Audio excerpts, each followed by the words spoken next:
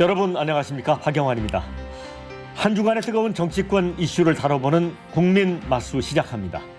자, 최상병 특검법이 무산되자 22대 국회가 시작되자마자 민주당이 특검법 내용을 대폭 강화해 당론 1호 법안으로 발의를 했습니다. 거기다가 해병대 수사단의 조사 기록이 경찰에 입첩되던 날 윤석열 대통령이 당시 국방장관에게 3차례 전화를 건 사실이 알려지면서 논란이 커지고 있습니다.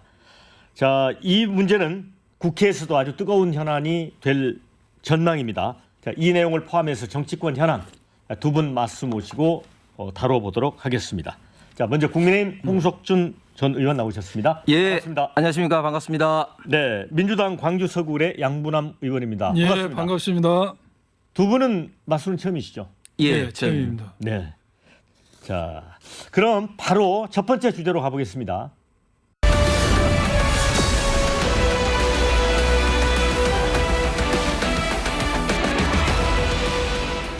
네, 최상병 특검법 처리가 이제 21대 국회에서 결국 부결이 됐습니다. 그런데 이제 공수처 수사는 좀 속도를 내고 있는 것 같습니다. 그래서 여러 가지 이제 구체적 단서들이 이 속속 이제 흘러나오고 있는데 윤석열 대통령과의 연관성이 있어 보이는 그런 것들이 많습니다.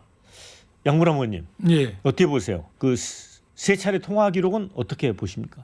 지금 3차례 통화 기록은 대통령실 개입이 아니라 윤석열 대통령 본인이 개입했다는 어떤 이제 단서가 되고 있거든요. 네. 이 사건은 우리 국민이 전부 다 아시다시피 이게 처음 수사단에서는 임성근 사단장을 포함해서 8명을 혐의가 있다라고 네. 그 자료를 경찰청에 보냈는데 대통령 아니 누군가가 뭐 영향이 미쳤던지 간에 이게 갑자기 기록이 찾아오게 되고 네. 그걸 이첩했던 수사단장이 보직 해임되고 수사를 당하는 이제 그런 일이 벌어졌고 8명에서 2로 줄어들어서 이제 결국 경찰에 가는 사건이 축소되는 네. 있습니다. 결국 8명이 2로 축소됐다.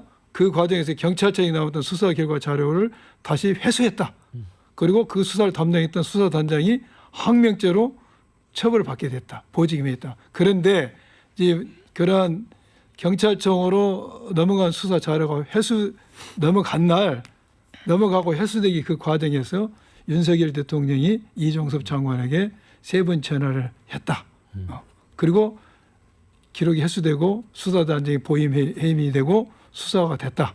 그래서 요 부분, 요 전화했던 내용이 그러한 지시를 한 거 아니냐라고 강한 의심을 받고 있죠 지금. 그런데 홍 의원님, 네. 지금 이제 대통령실 안보실장은 무슨 장관하고 뭐 대통령이 전화한 게 뭐 업무의 일환이지 뭐 그게 특별하게 의미가 있는 거냐 이렇게 또 얘기를 하거든요. 예, 그렇습니다. 그리고 그 대통령과 그 장관 이전에 또 대통령은 군 최고 통수권자죠. 그렇기 때문에 당연히 다른 어떤 장관보다는 국가안보 등등으로 인해서 국방부 장관과는 긴밀한 어떤 협의를 좀 해야 되는 건 상식적인 것이고 먼저 우리 양부남 의원님 22대 등원을 축하드립니다. 예, 감사합니다. 잘 좀 예. 우리 대한민국 당을 떠나서 잘 이끌어주시고 특히 우리 그래야죠. 지방을 같이 또 같이 걱정했으면 좋겠습니다. 좋습니다. 근데 저는 22대 시작하면서 걱정이 1호 법안으로 지금 현재 최상병 특검법뿐만 아니라 지금 조국당의 지금 현재 그 한동훈 특검법 그리고 또 지금 이화영 이런 어떤 특검법을 한다든지 또 김건희 특검법 완전히 지금 초반부터 시작하자마자 특검 전국으로 지금 하고 있지 않습니까? 그런데 저는 우리 그 양 의원님도 검사장 고위 그 검사 출신이지만 이런 식으로 하면 검사는 왜 필요합니까? 검찰은 왜 필요합니까?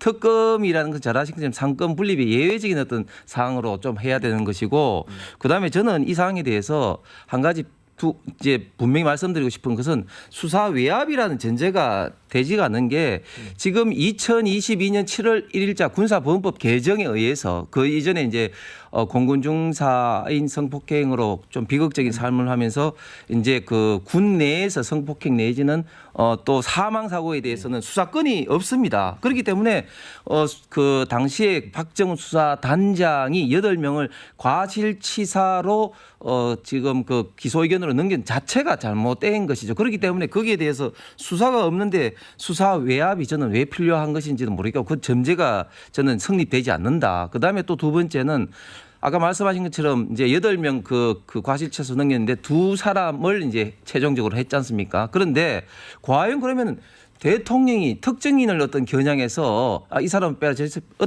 어떤 뭐 그런 어떤 목적 동기가 있습니까? 뭐 그렇지 않은 그런 어떤 상황에서 지금 너무 이 사항을 지금 민주당이 지금 정쟁으로 특히 대통령을 흔들어서 더 나아가서는 탄핵으로 몰고 가기 위한 어떤 그런 어떤 정쟁이 지금 수단으로 지금 하고 있다. 22대 지금 스타트가 굉장히 국민들이 걱정하게끔 지금 민주당이 시작하고 있다고 생각합니다. 그런데 홍 의원님, 이제 진승희 전 의원, 그러니까 MB 정부 때 이제 보건복지부 장관했던 분은 언론과 인터뷰에서 자기도 장관을 했지만 그 직접 통화를 해보거나 그런 적이 별로 없었다. 좀 뭔가 좀 이례적이다. 특히 해외에 나가 있는 경우인데 또 이런 시각도 있긴 해요.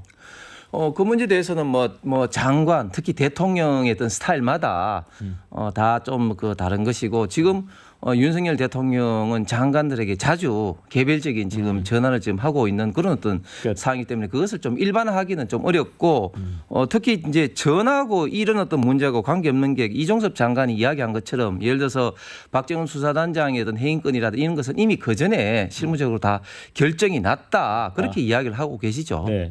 양 의원님 예. 어떻게 생각하세요? 그러니까 박정훈 수사단장이 그 군사법원법 개정 이후에 사실상 수사권이 없는데 예. 그 뭐 이첩을 했던 서류를 되돌려 왔다고 해서 그거 자체가 뭐가 문제가 되느냐 뭐 이런 얘기거든요. 물론 언론에서 예. 그러게 평한 언론을 잡았습니다. 그렇지만은 군 사망 사고는 군인인 경우에 일반 법원에서 이제 수사하도록 법이 개정됐지 않습니까? 예, 예. 그래서 방금 황 의원이 말씀하신 것처럼 해병대 수사단장이 수사권이 없는데 예. 무슨 외압이 행사할 수가 예, 있냐 예. 이렇게 말씀하셨는데 수사권이 없다 해서 수사권이 전혀 없다고 볼 수가 없죠. 이것을 기초적인 자료를 조사해서 뭔가 넘겨야지만이 경찰이 수사를 하지. 그러면 처음부터 아무런 자료가 없는데 경찰이 어떻게 수사를 하겠습니까? 그래서 그런 기초적인 의견은 당연히 기초적인 의견을 모아서 수사해서 보내야 할 당연히 보내는 것이고 네.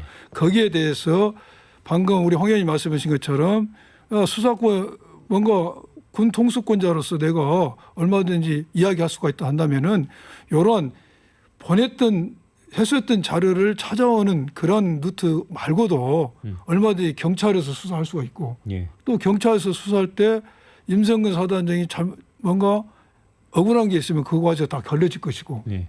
또 경찰 수사 끝나면 검찰 갈 거 아닙니까? 그렇죠. 그럼 검찰에서 수사하면서 임성근 사단장이 죄진 게 없다면은 그런 모든 게 자연히 이게 무혐의가 드러나는 겁니다. 굳이 그 넘어간 자료가 왜 그리 중요하다고 가져올 필요가 뭐가 있겠습니까?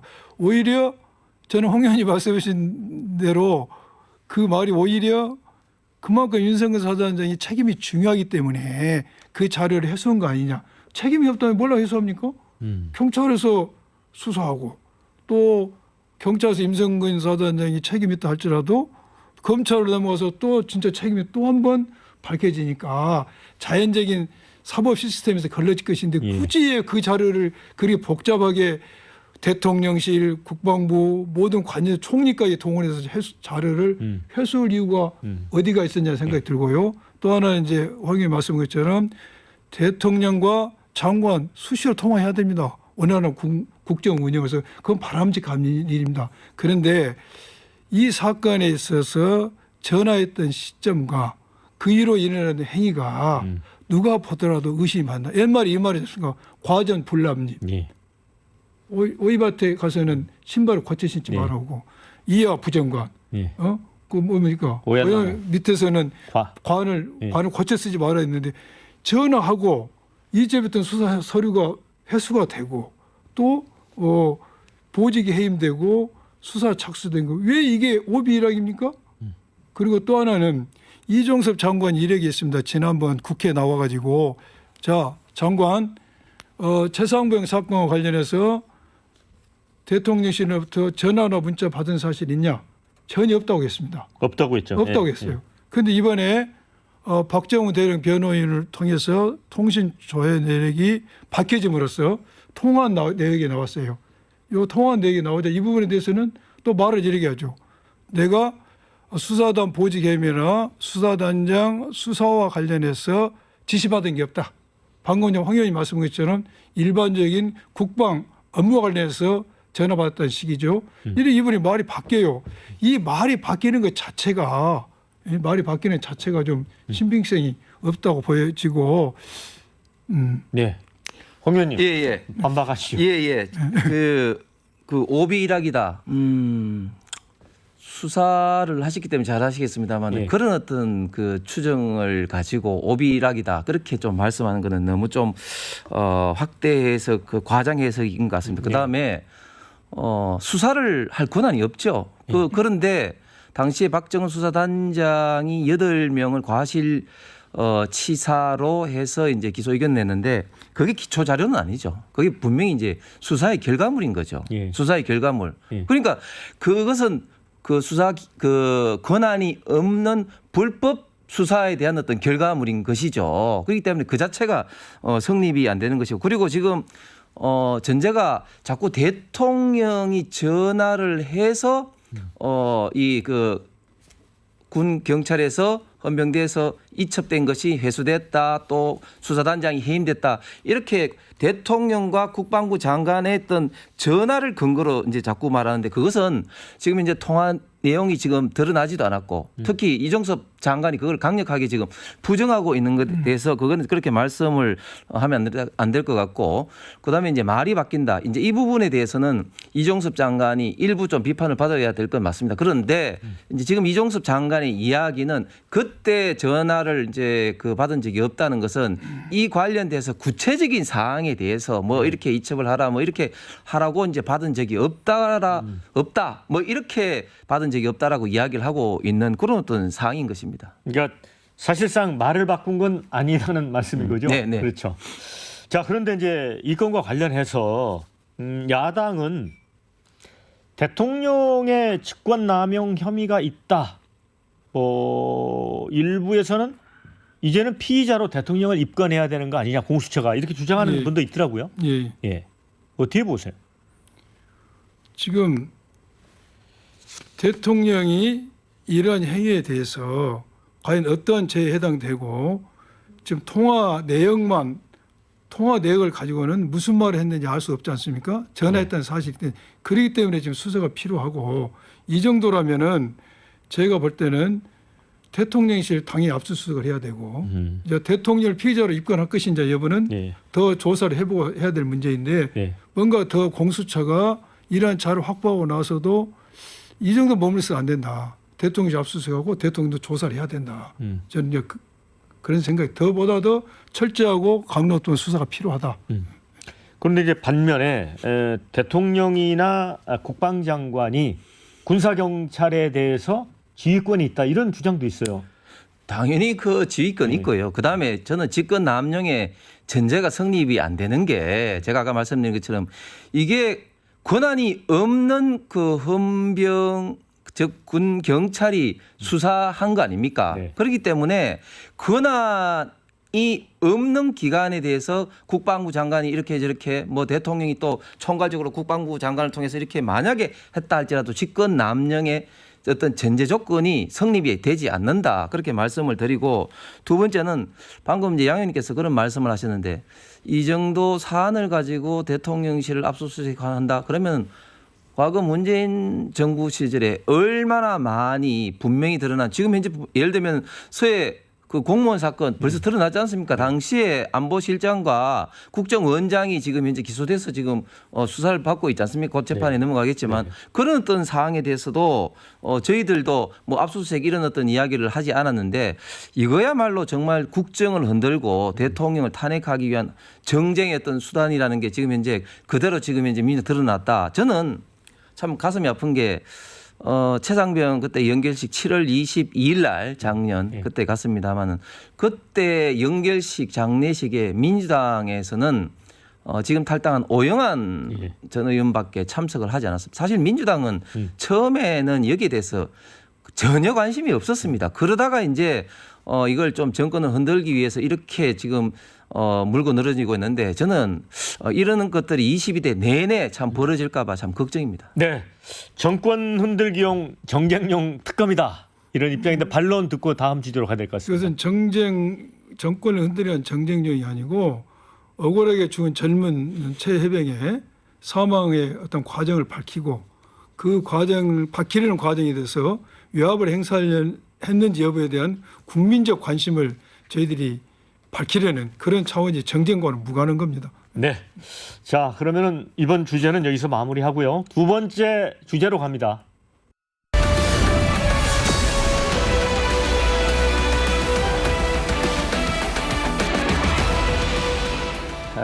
여야 당 수장들, 특히 이제 지난 총선 때 역할을 했던 이재명 대표 또 한동훈 전 비대위원장 행보에 이제 관심이 좀 쏠리고 있죠. 국민의힘은 한동훈 전 비대위원장이 이 총선 책임론에도 불구하고 출마 의지가 점점 강해지는 방향 같고요. 이재명 대표 역시 연임의 걸림돌이 하나씩 제거되고 있어서 연임으로 좀 방향을 잡은 게 아닌가 이런 관측이 나오고 있습니다. 그런데 최근에 한 여론조사를 보면 참 묘한데 일반인들은 두 분에 대해서 그 당대표에 나오거나 연임하는 거에 대해서 좀 부정적이에요. 그런데 당 내부의 지지층들은 또 지지도가 높습니다. 뭐 연임하거나 예를 들어 당대표 출마하는 거에 대해서. 자, 이 부분과 의견을 나눠보도록 하겠습니다. 먼저 한동훈 비대위원장이 이 당대표에 출마할 가능성은 이미 50% 넘었다고 보십니까? 예, 저도 50대 50으로 봤는데 점점 이제 출마 쪽으로 예. 조금씩 어떤 본인의 생각이나 행동이 드러나고 있는 것 같습니다. 그런데 저는 두 가지 측면에서 좀 보고 싶은데 당을 위해서는 한번 좀 출마해 볼 만하다. 왜냐하면 일단은 한동훈이란 카드가 확실히 이제 당대표 선거에서 흥행 카드는 되는 것이고 또 한동훈 위원장이 차기 저희 진영의 유력한 대권 주자 후보 중에 한 분이기 때문에 국민적인 어떤 그런 어떤 관심은 많이 받을 건 분명한 것 같습니다. 그런데 한동훈 위원장이 개인 입장에서 봤을 때는 어떠느냐. 저는 조금 출마를 하지 않는 게 어떠냐 생각하는 게 첫 번째 이유는 뭐냐면은 출마를 하게 되면 총선 참패에 대한 어떤 책임론에서 자유로울 수 없기 때문에 네. 많은 좀 비판을 받고 또 정치적인 상처를 받기가 쉽다. 두 번째는 또 22대 민주당의 입법 폭주의 당대표로서 계속해서 막아내야 되고 하는데 어쨌든 그런 어떤 과정에서 또 여러 가지 또 비판의 어떤 여지가 있다. 마지막으로는 저희 당헌 당규상으로는 다음 차기 대선에 출마하기 위해서는 대선 선거일로부터 1년 반 전에 사퇴를 해야 됩니다. 그러면은 역산을 해보면은 2025년 9월 달에 이제 사퇴를 해야 되는데 그러면 이제 8월 초 정도에 전당대회가 있다는 가정하에 1년 남짓 만약에 이제 당대표가 된다면 하게 되는데 과연 그렇게 하기는 것이 한동훈 위원장 개인 입장에서 맞는 것이냐 바람직한 것이냐 이런 어떤 생각을 이제 해보면 저는 한동훈 위원장 개인 입장에서는 출마하는 것이 썩 바람직하게 보이지는 않습니다. 양 의원님, 그런데 이제 조국 혁신당에서 예. 1호 법안으로 한동훈 특검법을 예. 지금 발의를 했잖아요. 그렇죠. 예. 그렇고 보면 이거 어떻게 보세요?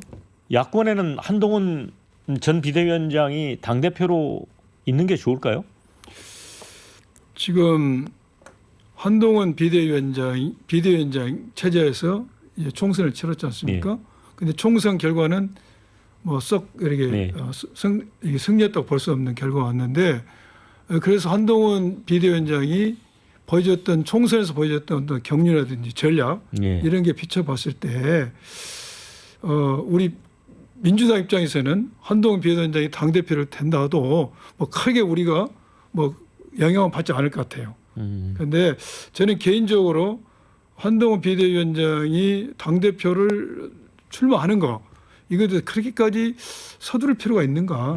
아직 나이도 있고 예. 정치 행보를 앞으로 펼치려는 기회가 있는데 굳이 이번에 나올 필요가 있는가 생각이 들어요. 오히려 저는 한동훈 비대위원장이 정치적으로 크게 꿈이 있으면은 보다도 좀 내려와서 한 지역구를 맡으면서 이렇게 밑에서 정치를 하는 거 이게 하는 게 좀 바람직하지 않을까 하는 생각이 들고 조국 혁신당에서 한동훈 특검 이 부분에 대해서는 저는 개인적으로 많은 좀 생각이 필요하다. 여러 가지 많은 생각이 필요하다. 그 내용과 과연 적절한지 이런 네. 부분이 있어요. 네. 저 두 분이 한동훈 비대위원장 여러모로 나오지 않는 게 좋겠다고 말씀을 하셔서 좀 이제 이런 게 있죠. 뭐 방금 우리 네. 양 의원님도 말씀하신 것처럼 한동훈 위원장의 이제 정치 복귀의 그 방법은 여러 가지가 있습니다. 당 대표로서도 있고 그다음에 이제 보궐 뭐 선거로서도 있습니다. 그렇기 때문에 다양한 방법을 두고 예. 어떤 방법이 당을 위해서 특히 본인을 네. 위해서 올바른 것인지 좀 생각해 볼 필요가 있을 것 같습니다. 네. 그런데 이제 한동훈 전 비대위원장이 지구당을 다시 부활하자 이런 거는 어찌 보면 지금 특히 수도권 지역 같은 경우는 국민의힘이 정말 완패했기 때문에 원외 지금 지구당 당협위원장들이 많잖아요. 네. 그래서 이 역시도 출마에 대한 어떤 생각을 구체화하는 수단이 아닐까 이런 얘기도 있더라고요. 예, 그 사실 이번 총선 참패에 저는 뭐 여러 가지 이유가 있다고 생각하는데 예를 들면 이제 온라인전에서 저희가 완전히 좀 참패한 것도 있습니다. 예를 들면 이재명 대표는 전 세계에서도 참 드물게 골드 버튼 유튜브 100만 구독자로 했는데 한동훈 위원장 같은 경우는 SNS를 전혀 하지 않았습니다. 뭐 그런 등등의 여러분 조언을 좀 들으셨겠지만 이제 최근에 이제 페이스북이나 그런 걸 통해서 정치적인 의견을 지금 피력을 하고 있죠. 그리고 사실은 정치인은 그런 어떤 의견을 국민들한테 계속해서 피력하는 것이 정치인의 어떤 존재감을 나타내는 측면이기 때문에 필수 불가결한데 지구당 이권에 대해서는 저는 기본적으로 좀 필요하다고 생각을 하는 게 지금 원내 현역 의원과 원외 정치인들 간에 너무 좀 이런 좀 힘의 균형이 좀 지금 좀 언밸런스가 좀 심하다. 불균형이 좀 심하다. 원래 이제 지구당이 있다가 이제 2004년도에 이제 없어졌는데 그때 이제 없어지게 된 배경은 그게 어떤 비리의 온상이 된다 뭐 이런 어떤 일부 건건 정치다 일부 좀 비판이 좀 있었습니다. 이제 그런 식으로 따지면은 뭐 힘이 더 있는 파워가 더 있는 현역 의원들은 그런 어떤 지구당 그 정당 사무실이 있고 힘이 없는 원외가 지구당이 있다고 해가지고 그게 근건 정치 내지는 어떤 비리의 온상이다. 그렇게 좀 보기는 좀 힘들 것 같다고 저는 생각을 합니다. 그렇기 때문에 지금 있는 입장에서는 어떤 그 원외 지구당과 현역과 있던 힘의 균형 더구나 어떻게 보면 또 국민의 자연스러운 어떤 정치 참여를 더욱더 유도하기 위해서라도 지구당 부활의 문제에 대해서는 조금 이제 고민을 좀 해봐야 될 때고 뭐 이 문제에 대해서는 저는 뭐 여야가 비슷한 좀 생각을 갖고 있는 것으로 알고 있습니다. 네. 지구당 부활에 대해서는 우리 홍 의원님 말씀하신 내용처럼 저희 민주당에서도 부활해달라는 게 의견입니다. 이재용 대표도 찬성하고 있고 예. 저희도 또 그러한 정치개혁 관련해서 그런 지구당을 부활해야 된다는 쪽으로 어떤 법안도 지금 준비하고 있습니다. 저 그런데 이제 뭐 홍준표 시장 같은 경우는 이제 이 비대위원장이 이제 표심을 노리고 하는 거다라면서 또 연속적으로 계속 이제 공격을 하고 있죠. 그런데 물론 이제 한나라당 시절의 차태기 사건으로 예, 그렇죠. 없어진 네. 거지만 또 젊은 정치인들 얘기 들어보면 또 필요성도 있는 것 같고요. 그거는 이제 논의를 해봐야 될 것 같고 민주당 역시도 보면 예, 지금 당 대표가 대선에 출마할 경우 1년 전에 사퇴하도록 하는 당 규정이 있는데 예, 예. 이걸 고친다고 합니다. 이게 아마도 제가 볼 때는 혹여라도 모를 조기 대선 이런 걸 염두에 둔 게 아닌가 싶은데 어떻게 보세요? 지금 그런 방금 말씀하시는 그런 당규를 예. 저희들이 이제 고치려고 예. 이게 준비를 하고 있습니다. 그러나 이것을 어디까지나 이제 당원들, 의원들의 의견을 들어볼 문제인데 모르겠습니다. 조기 대선을 염두에 둔 것보다는 어떠한 당의 운영과 대선 후보의 어떤 효율적 관리 이런 차원이라고 저는 생각이 듭니다. 그건 조기 대선이라기보다는 철저하게 이재명 대표 입장에서 그 지금 당헌 당규를 민주당에서 바꾸려고 하는 것이죠. 이거는 위인 설관이라 위인 입법적인 그런 어떤 차원인 것이죠. 왜냐하면은 지금 이재명 대표가 민주당에서는 극히 드물게 지금 당 대표 지금 연임하려는 그런 가능성이 굉장히 많지 않습니까? 그러면 연임을 하게 되면은 당 대표로서 이제 대선에 나가야 되는데 지금 현재 당헌 당규상으로는 빨리 이제 당 대표를 사퇴를 해야 되니까 그러니까 당 대표직을 갖고 있으면서 대선의 어떤 주자로 나가기 위한 그런데 걸림돌을 지금 민주당의 어떤 당헌 당규를 이제 바꾸려고 하는 건데 저는 민주당이 그동안 사실은 좀 그 당내 어떤 민주화 그리고 각계층의 어떤 의견을 어떤 묻는 이런 어떤 전통이 그 있었는데 김대중 정부 이후로부터 그런데 이런 어떤 면들이 자꾸 사라지고 지금 이재명 일당화 일당 1인 4당화 되는 이런 어떤 움직임이 지금 계속해서 보이는 것이 당내 민주화뿐만 아니라 우리 대한민국 전체 민주주의 입장에서도 저는 결코 바람직하지 못하다 이런 생각이 듭니다. 네, 좀 이건- 거칠게 비판을 하셨어요. 예. 이것은 유인 설관으로 단정짓는 건 무리고요. 예.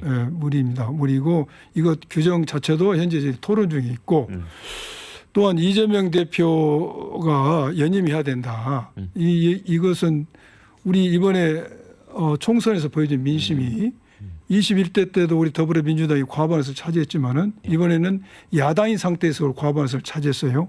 이것은 제가 볼 때 국민의 다수가 이재명 체제를 좀 신임한 거 아니냐 생각이 들고 지금 이재명 대표를 꼭 우리가 당 대표로 연임을 시킨다. 그리고 그때 대선 후보 나왔을 때 방금 황 의원님 말씀 것처럼 그런 문제점을 해결해서 이렇게 한다. 이렇게 입고를 한다는 것은 좀 무리라는 생각이 듭니다. 우리는 대선 후보와 의 효율적인 관리, 당의 운영의 관리 이 차원에서 하는 것이죠. 네, 자 국민의힘에서 황우여 비대위원장이 절충형 집단 지도 체제 카드를 꺼냈습니다. 당 대표 선거 1등은 당 대표, 그 다음에 2, 3등은 이제 최고위원 하자는 거거든요.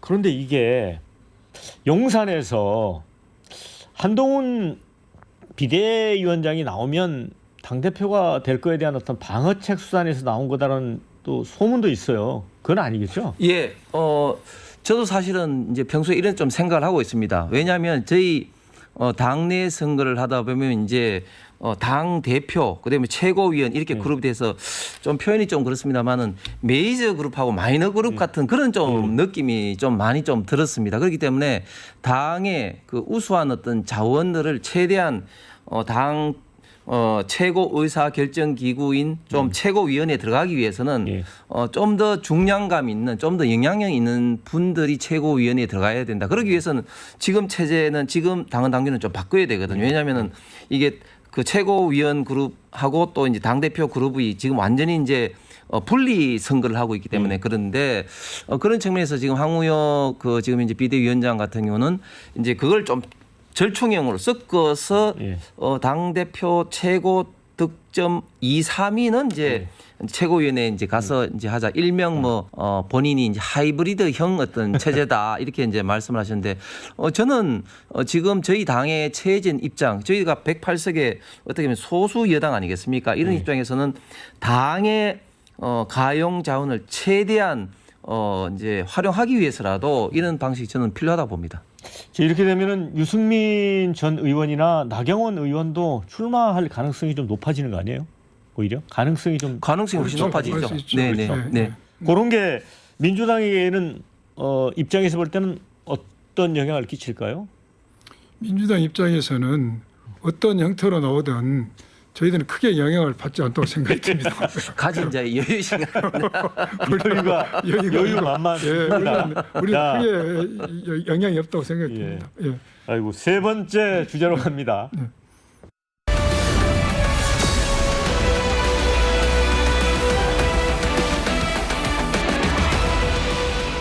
네, 여당의 이제 당권 주자로 거론되는 우리 나경원 국민의힘 당선인이 이제는 국회의원이죠. 나경원 의원이 대통령 임기 단축을 포함한 개헌 논의에 대해서 모든 것을 열어둬야 된다. 이런 발언을 했습니다. 예.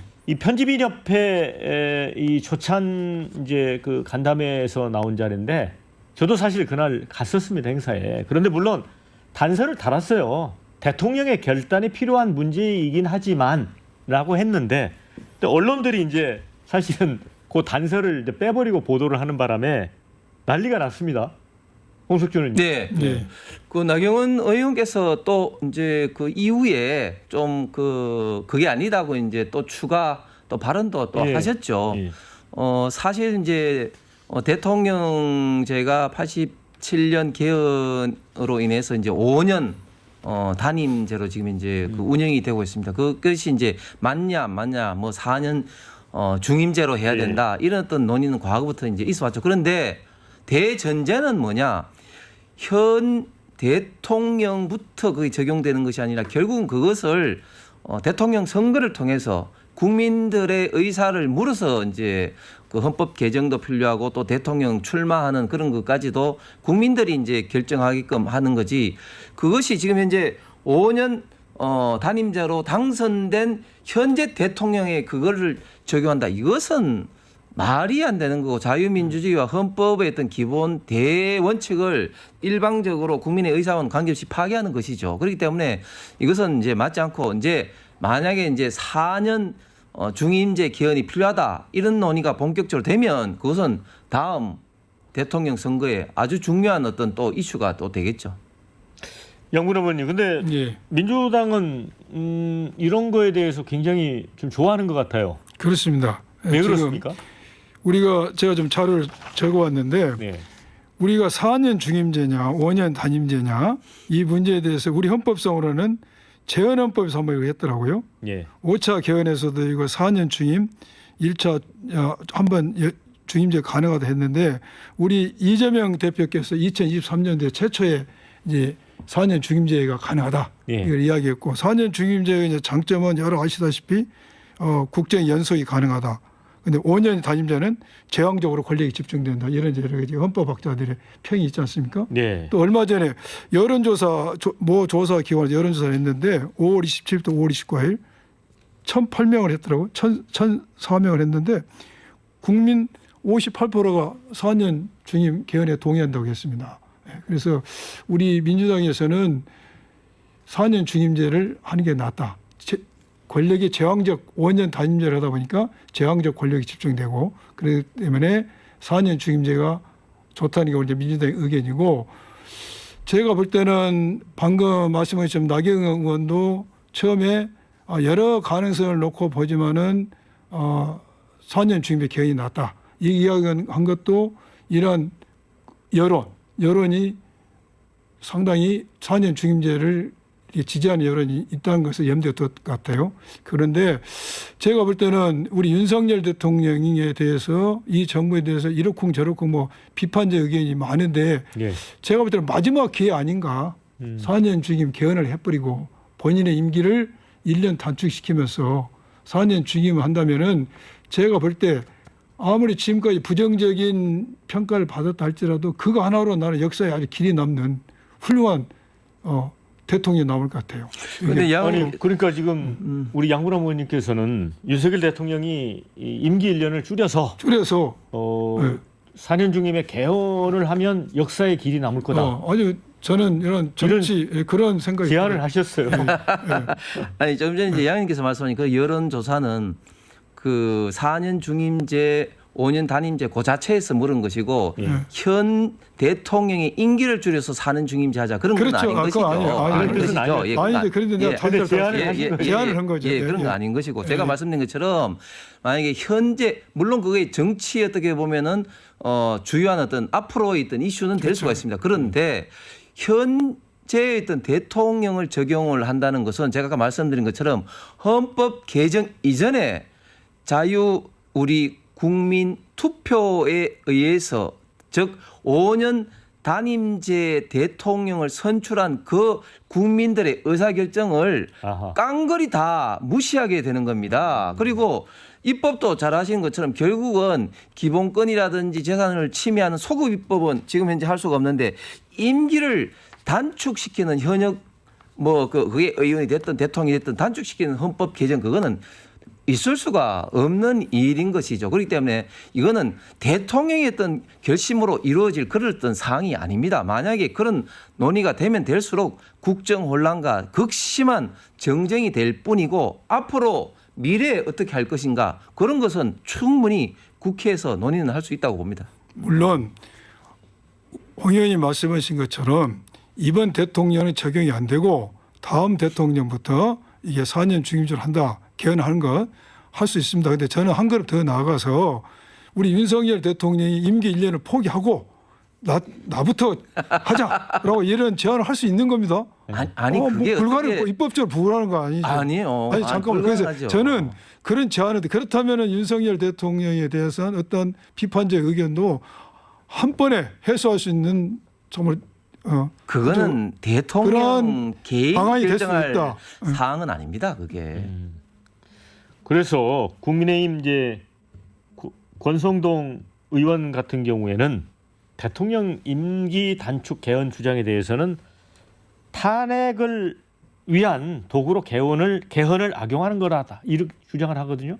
그러니까 지금 민주당의 모든 지금 현재 그 취하고 있는 행동들이 제가 볼 때는 다 지금 탄핵을 목적으로 하고 있다. 즉 입법 폭주를 통해서 자꾸 대통령의 거부권을 유발하는 것도 그렇고 또 특검으로 통해서 계속해서 지금 공세를 하는 것도 결국은 정권은 흔들고 대통령 흔들어서 결국은 거기서 조금이라도 문제점이 되면은 어떤 탄핵으로 연결시키기 위한 어떤 그런 어떤 시도를 하기 위해서 그런 게 하고 있다. 깔려 있다. 그렇습니다. 그리고 아니 지금 깔려 있는 게 아니라 지금은 대놓고 지금 그 이야기를 하잖아요. 지금 정청래 최고위원도 얼마 전에 최고위원회에서 그런 이야기를 했고 이제는 드러내놓고 하고 있습니다. 이제 깔려 있는 게 아니고 이제 과연 이런 식으로 민주당이 취하는 행태가 우리 대한민국은 물론이고 민주당 입장에서도 저는 바람직하느냐 그렇지 않다고 봅니다. 결국 국민들은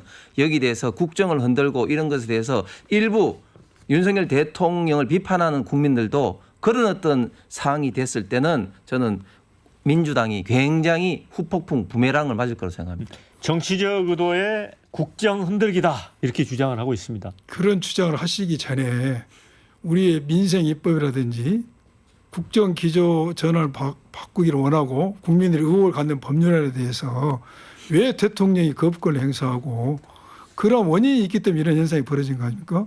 그리고 또한 임기 단축 탄핵이다. 지금 현재 우리 민주당에서 4년 중임제 개헌이 나오면서도 거기에 임기를 단축하자는 말은 없지 않습니까? 이 대통령부터 적용하자는 취지는 아니잖아요.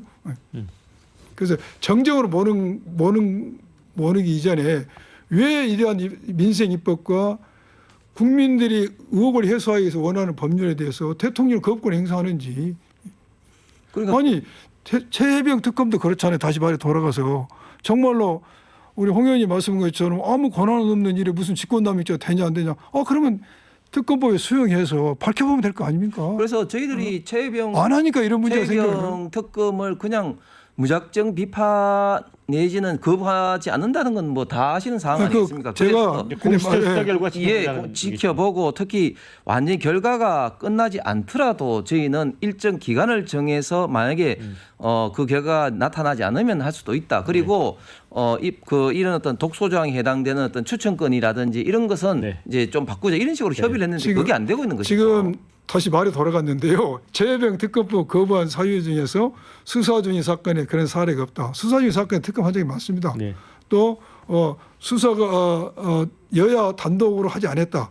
여야가 합의하지 않고 야당 단독으로 한 특검도 많습니다.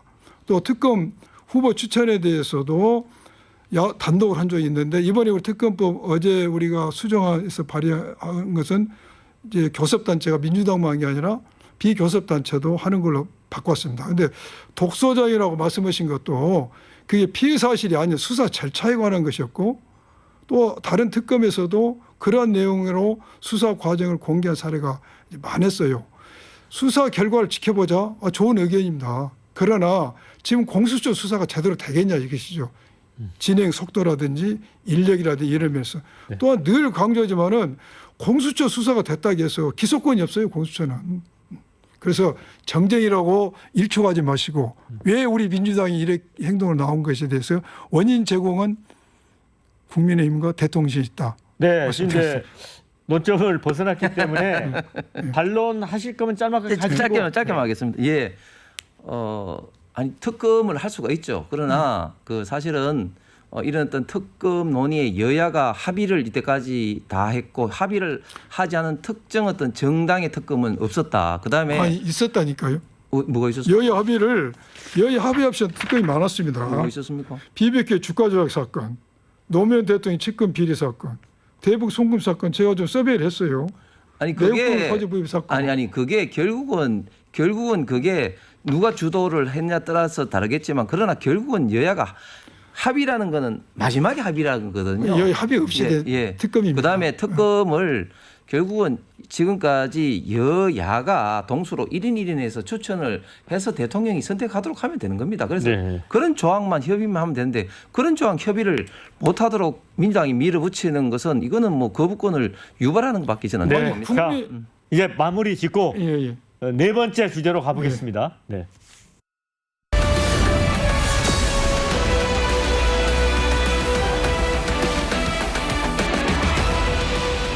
네, 이제 22대 국회가 개원을 했지만 원구성 협상은 지금 한 발짝도 되지 못하고 있죠. 여야가 각각 제각각의 이유로 법사위원장 또 운영위원장을 차지해야 되겠다 이렇게 물러서지 않고 있습니다. 자, 홍석준 의원님. 네. 이제 협상이 불발되면 지난 21대 국회 전반기처럼 민주당이 18개 상임위원장을 독식할 가능성도 있지 않습니까? 그렇습니다. 지금 저희 당의 지금 국회의원들이 1박 2일 이제 그 워크숍 중인데 결국은 원구성 협상이 어떻게 되느냐 그리고 그에 따라서 결국 이제 국민의힘이 취할 어떤 방향을 지금 정하게 되는데 사실 그 민주주의의 대원칙이 이제 삼권 분립이고 그리고 입법부 내에서도 결국은 견제와 균형을 하기 위해서 1당이 국회의장을 가지고 2당이 법사위원장을 가지는 것은 오래된 관행입니다. 그리고 이게 관행이라는 게 국회에서는 사실 잘 아시는 것처럼 민주주의가 시작된 나라가 국가가 영국 아니겠습니까? 영국은 아직까지도 보면은 어떤 성문헌법보다는 불문헌법 특히 더 나가서는 의회 관행 이런 것을 굉장히 입법하고 동일하게 취급을 하고 있습니다. 그래서 국회 관행이라고 해서 이걸 쉽게 보는 것이 아니라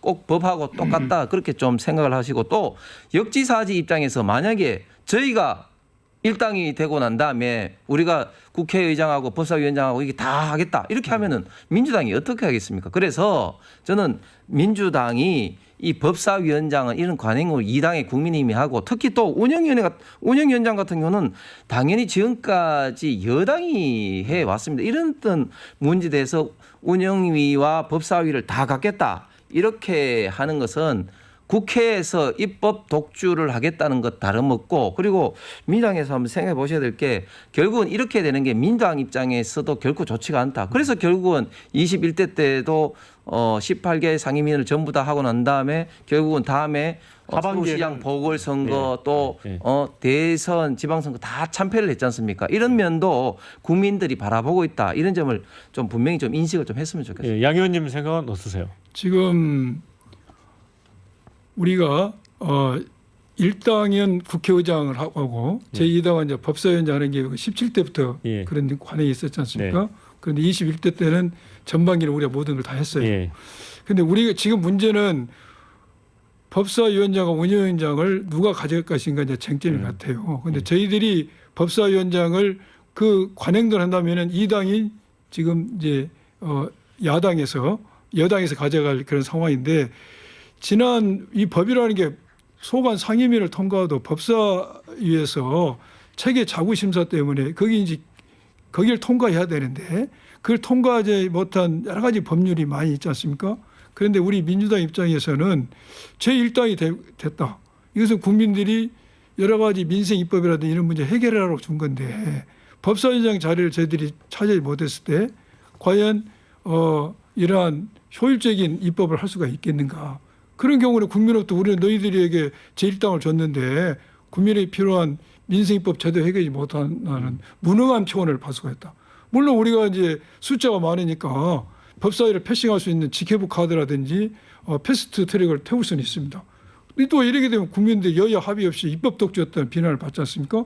그래서 저희들은 선적한 민생 입법 또 여러 가지 국민적 의혹 해소가 필요한 법률을 통과시키기 위해서도 법사위원장 자리를 우리가 해야 되겠다는 의견이고 또 하나는 운영위원 국회 운영위원장은 대도로 이제 여당이 했지 않습니까? 예. 그렇죠. 운영위원회 하는 역할이 대통령 비서실이라든지 국가안보실을 이제 소관을 하고 있으니까 우리는 이걸 해야지만이 최혜병 사건 같은 이런 경우에 대통령 안보실 같은 데가 어떻게 뭘 했는지 적절히 통제할 수 있고 우리가 감시할 수가 있다. 국회가. 이런 것 때문에 두 가지를 하려고 하고 있고 지금 우리 민주당에서는 수차례 걸쳐서 국민의힘과 지금 협의를 하고 있습니다. 또 11대 7 의석수로 나오자면 11대 7인데 7개 자리에 대해서 안을 가져와라. 그래서 가져오지 않고 있어요. 그런데 국회가 법을 준수해야 될 거 아닙니까? 국회법 5조 41조 보면 우리가 6월 5일까지 해서는 국회의장 선거를 해야 되고 7일까지는 원을 구성해야 됩니다. 당연히 국민에서 협조해서 이걸 가져와야 되죠. 자, 그런데 이제 과거에 보면 그렇습니다. 이제 뭐 법사위를 이제 민주당이 위원장을 가져가고 뭐 법률안의 처리 속도를 내더라도 결국 이번 선거에서도 대통령에게 거부권을 국민들이 줬잖아요. 그 의석만큼을. 그러면 결국은 또 거기에 가로막혀서 무너지면 김진표 전 국회의장이 말씀하신 대로 허공에 주먹질하는 것처럼 아무 성과가 없게 되거든요. 그러니까 좀 여야 간에 좀 뭔가 지혜를 모아야 될 것 같습니다. 그렇습니다. 사실 좀 전에 양 의원님 말씀한 중에 뭐 민생입법을 통과가 안 된다. 사실 민생입법 여야 간에 협의를 한 것에 대해서 통과 안 된 것이 하나도 없습니다. 오히려 그 이번 21대 마지막에 사실 저희가 강력하게 저희 당이 주장했던 가장 중요한 민생입법 특히 대한민국의 미래 관련된 AI 관련된 거라든지 반도체 지원이라든지 이런 카드들이 전부 다 지금 현재 사장이 되어 버렸습니다. 어떤 정쟁적 관련된 몇 가지 이슈 때문에. 그래서 저는 법사위원장이 민생입법을 통과시키기 위해서 필요하다. 저는 결코 뭐 그런 것은 아닌 것 같고 단지 지금 민주당에서 하고 있는 특검이라든지 몇 가지 주요한 이슈를 결국은 하기 위해서 그런 건데 조금 전에 말씀하신 것처럼 직회부 카드라든지 이런 걸 통해서 21대 때도 수없이 그렇게 해왔습니다. 그런데 이런 어떤 원구성 합의가 안 되면 어떤 문제가 생기냐면 민주당에서도 고민을 하는 시점이겠지만 의회가 제대로 돌아가지 않을 뿐만 아니라 국회가 제대로 돌아가지 않습니다. 무슨 말인가 하면은 이제 그 행정부의 장관이라든지 불러서 같이 이제 국정 어떤 논의도 해야 되고 그렇게 해야 되는데 행정부가 실질적으로 참여하는 게 굉장히 좀 어렵습니다. 그렇게 된다면 사실 국회가 공전할 가능성이 굉장히 많거든요. 그렇기 때문에 이런저런 지난 21대 때를 좀 반면교사 삼아서 민주당에서도 적절하게 국민의힘과 좀 협의를 좀 했으면 좋겠습니다. 양 의원님, 그러니까 이제 민주당 입장은 7일까지 예. 원구성을 마무리 짓겠다. 그렇습니다. 예. 여당이 뭐 적절한 안을 수용하지 않으면 국회법대로 하겠다는 그렇습니다. 거죠. 예. 예. 국회부터 하겠다는 거죠. 예. 방금 황 의원님 말씀한 것처럼 일하는 국회, 공정한 국회를 막기 위해서. 국회법대로 한다. 예. 그러면 국회가 그냥- 법을 준수해야 될 거 아닙니까? 그러면 이제 국민의힘에서는 그러면 18개 상임위원장 다 가져가라. 이렇게 해버릴 가능성도 있나요? 뭐 아직까지 뭐 결정은 안 되기 때문에 어떤 결정을 할지는 좀 지켜봐야 되겠습니다만 어쨌든 저희가 21대 때도 그런 어떤 카드를 통해서 저희는 결국 이제 국민들의 민주당의 있던 입법 폭주를 저희는 심판했다고 생각을 합니다. 그래서 그런 카드도 뭐 굉장히 저희가 고심할 수밖에 없는 그런 카드인 것 같습니다. 그런데 예를 들어 18개 상임위원장을 민주당이 마음대로 다 가져가라. 그러면 사실 민주당으로서 좀 부담스러울 것 같은데요. 민주당으로서는 부담스러운 면이 있지만은 일하는 국회, 공정하지 않는 국회를 만들기 위해서는 저는 어쩔 수 없다고 생각이 듭니다. 예. 근데 그게 오히려 그렇게 되면 공전이 된다니까요. 저희들도 참여 안 하고 행정부 참여 안 하고 그러면 민주당만 계속해서 뭐 아니 행정부가 간담회 참여 안 할 수가 없죠. 아이고 그렇지 않습니다. 자, 이제 192석의 야권이 뭐 이제 22대 국회 시작되자마자 이제 전방이 그런 공세를 시작을 하고 있습니다. 그래서 국민의힘도 이 192석의 실체를 또 인정하는 수준에서 또 나름대로 타협책을 낼 필요도 있다는 생각이 듭니다. 그렇습니다. 네. 자, 이제 시간이 얼마 남지 않았기 때문에 한 50초씩 못다한 말씀 듣도록 하겠습니다. 먼저 양분남 의원님. 우리 국민의힘에서도 지금 가장 현안이 되고 있는 게 여야 원구성이니까 네. 여기에 대해서 좀 협의를 했으면 생각이 듭니다. 우리 민주당이 제시한 대로 그러나 12대 7 여기에 대해서 국민의힘에서 그냥 계속해서 협의에 응하지 않을 게 아니라 국민에서 안을 제시하고 그게 바람직하다는 생각이 듭니다. 또한 우리가 지금 최혜병 특검을 당론으로 발의하기로 했습니다. 특검 추천에 대해서도 교섭단체, 비교섭단체 한 명씩 하는 걸로 했습니다. 여기에 대해서 우리 국민의힘 의원들께서도 네. 8석이 필요합니다. 네. 양심을 저버리지 마시고 예. 죽은 해병의 넋을 이유한 휴머니즘을 잊어버리지 마시고 꼭 이번 재의결에는 동참해 주시길 네. 부탁드립니다. 홍 의원님. 예. 지금 22대 국회가 이제 시작이 되었습니다. 우리 지금 대한민국이 저출생 등으로 해서 굉장히 지금 성장 잠재력도 저하되면서 어려운 지금 상황에 있습니다. 이런 어려운 상황에 국회가 국민들에게 희망을 주고 그리고 미래에 대한 어떤 비전을 제시하는 모습을 보여줘야 되는데 지금 22대 시작하는 이런 지점에서 민주당은 특검 공세로 지금 하고 있습니다. 민주당이 이런 어떤 특검 공세가 결국은 정권 흔들기, 대통령 어떤 탄핵으로 이어지려는 그런 어떤 정치적 의도가 눈에 뻔하는 이런 상황에서 과연 이 원구성 협상부터 민주당이 입법 독주하게 될 때는 국회 독주하게 될 때는 저는 국민들께서 제대로 심판을 하고 보고 있다고 생각합니다. 네, 자, 두 분 수고 많으셨고요. 저는 다음 주에 다시 찾아뵙도록 하겠습니다. 자, 수고하셨습니다. 예, 수고하셨습니다. 감사합니다. 예.